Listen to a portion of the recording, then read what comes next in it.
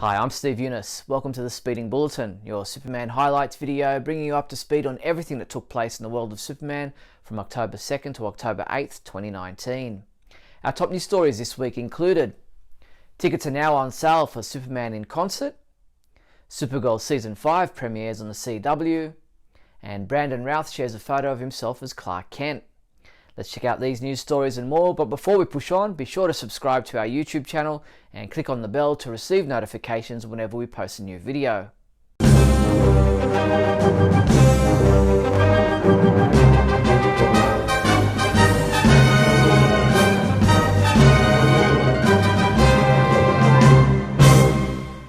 In movie news, in an interview with AV Club, Harry Lennox, who played General Swanwick in Man of Steel and Batman v Superman, shared several memories of note to fans of the films. Regarding Henry Cavill, Lennox said, "So I go in viewing this as an elaborate screen test and I'm expecting 2 or 3 Superman possibilities, but there's just this one dude and he's built like a Sherman tank. And of course it's Henry Cavill and he's in one of these little honey wagons with his shirt off, shaving his face, and I was like, that's Superman right there." Tickets are now on sale for the Superman in Concert with the Royal Philharmonic Concert Orchestra event, being hosted by the Royal Albert Hall. Superman in Concert will see the film played in high definition on the big screen, whilst John Williams' triumphant original score is performed by the Royal Philharmonic Concert Orchestra live to picture. The world premiere of Superman in Concert will take place in Lucerne, Switzerland on May 16th and May 17th, while the Royal Albert Hall concert will take place on Tuesday, October 27th at 7:30 p.m. Purchase tickets for the world premiere in Switzerland or the Royal Albert Hall in London, England through our website. In TV news, Superman homepage writer Michael Bailey reviewed the Season 5 premiere of Supergirl, which aired on the CW on Sunday night. Michael gave this episode a 3 out of 5, saying the episode was very uneven and couldn't seem to decide what it wanted to be. The CW released a promo trailer for the second episode of Season 5 of Supergirl. Check it out. Once I am able, I will tear John Jones apart. You've never even mentioned having a brother. My brother was a traitor. It's Alex. She's in trouble. Why are Alex and Supergirl fighting?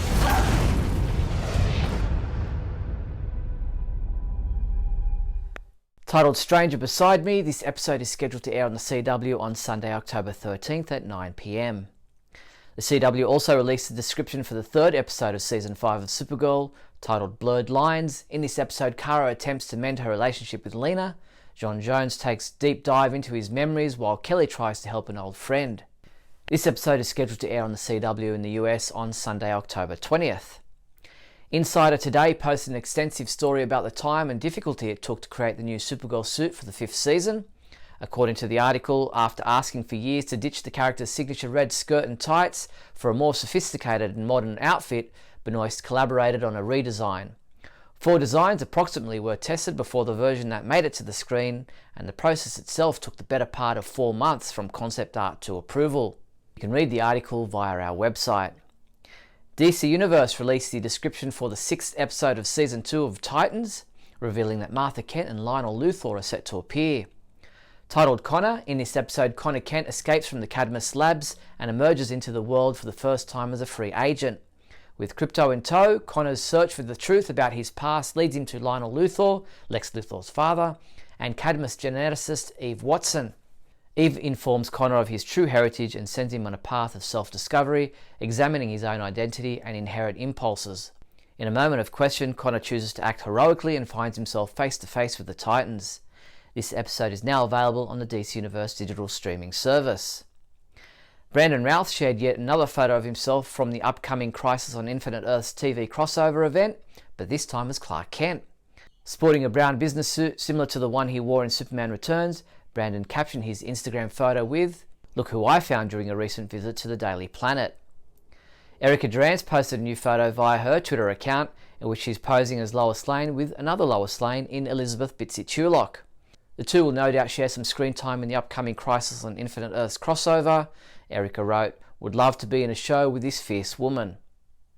With Tom Welling and Erica Durance returning to their Smallville roles for the CW's upcoming Crisis on Infinite Earths crossover, fans have been wondering if the Season 11 comic book, which was published by DC Comics after the finale of the TV series, will be referenced at all.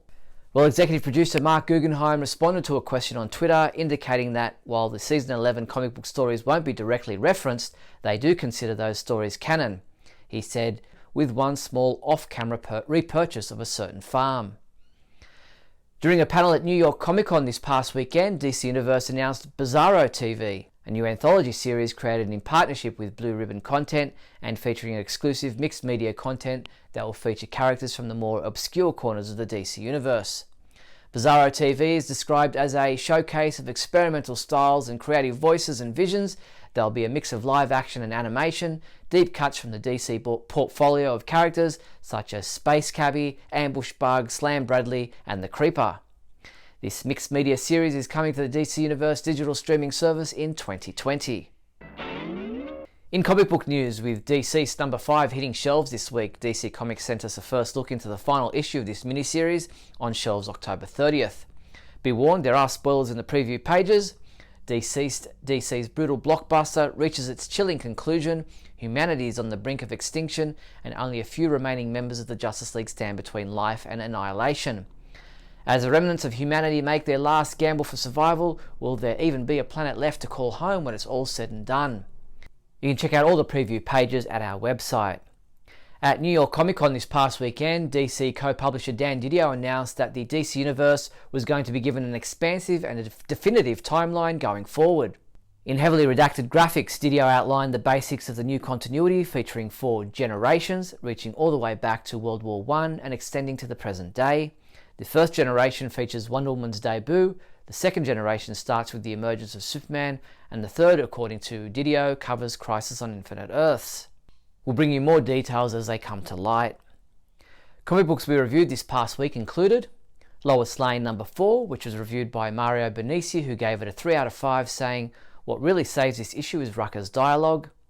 James Lance reviewed Legion of Superheroes Millennium number 2, saying, "The last page lead into the upcoming Legion series saves the book quite a bit," and he gave it a 3 out of 5 score. James also reviewed Justice League number 33, giving it a 5 out of 5, saying, "This book is a breath of fresh air." And Young Justice number 9 was reviewed by Keith Summerer, who said, "Though this issue was paced at Bendis speed, I found it rather intriguing and exciting," and he gave it a 4 out of 5 rating.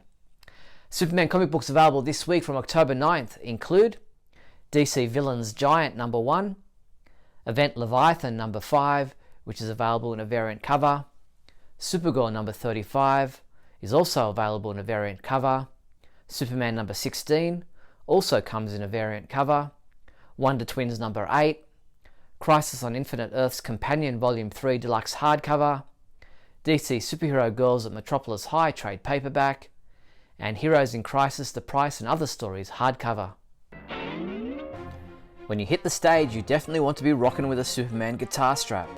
Get yourself this neon buckle down 2 inches wide Superman guitar strap for $21.95. And how about this Justice League Elite Forces guitar strap, yours for just $11.84.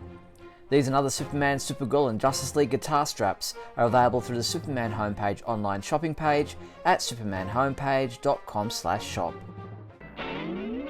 In other news, Hallmark's DC Comics Christopher Reeve the Superman musical ornament is now available to purchase.